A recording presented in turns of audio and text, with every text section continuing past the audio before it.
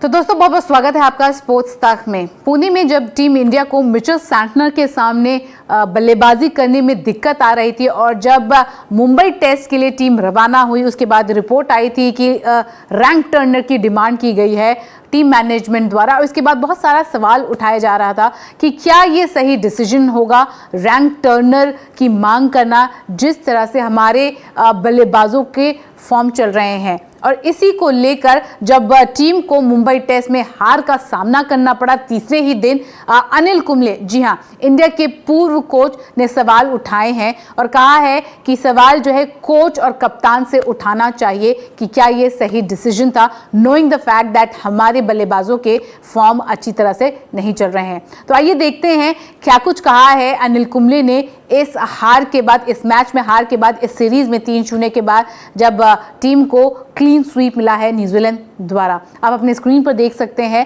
अनिल कुंबले ने बहुत सारे सवाल उठाए हैं। सबसे पहले उनका कहना है बल्लेबाजों को दोष मत दीजिए, आप एक अच्छी टर्निंग पिच देते हैं और उनसे चौथी पारी में 150 रन बनाने की उम्मीद करते हैं।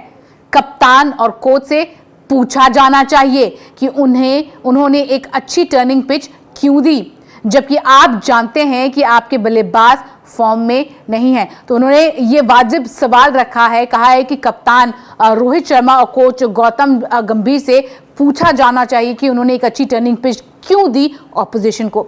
आगे कुंबले कहते हैं इस मैच को लेकर, आप अपनी स्क्रीन पर देख सकते हैं, मुझे लगता है कि आप पिच भारतीय बल्लेबाजों के सिर पर चढ़ गई है। जी हाँ, उन्होंने कहा कि मुझे लगता है कि पिच जो है इंडियन बैटर्स के सिर पर चढ़ गई है। टॉप ऑर्डर्स ने पूरी सीरीज में एक सत्र, एक सेशन भी बल्लेबाजी नहीं की।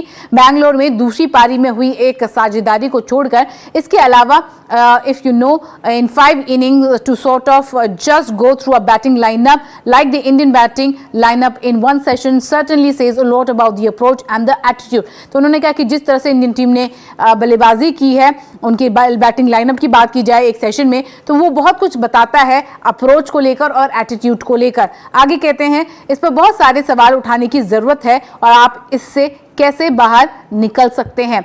आगे अनिल कुंबले इस हार को लेकर उन्होंने कहा कि किस तरह से टीम ने परफॉर्म किया है, तो इंट्रोस्पेक्शन की बात उन्होंने की है। उन्होंने कहा है भारत को इंट्रोस्पेक्ट करने की ज़रूरत है और फिर ये भी समझना होगा कि उन्हें किस तरह की सतह पिच पर खेलना है।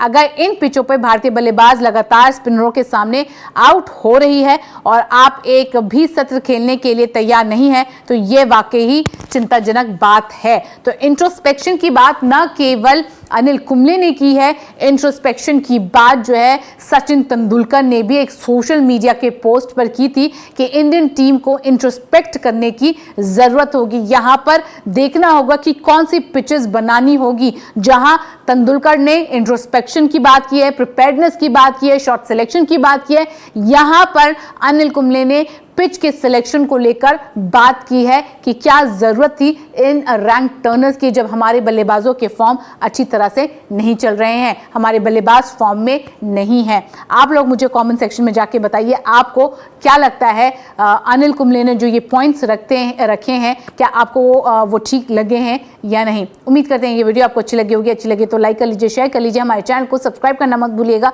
फेसबुक पेज को लाइक कर लीजिएगा, हमारे ऐप को डाउनलोड कर लीजिएगा, sportstuck.com पर भी जाके सारी खबरें पढ़ सकते हैं।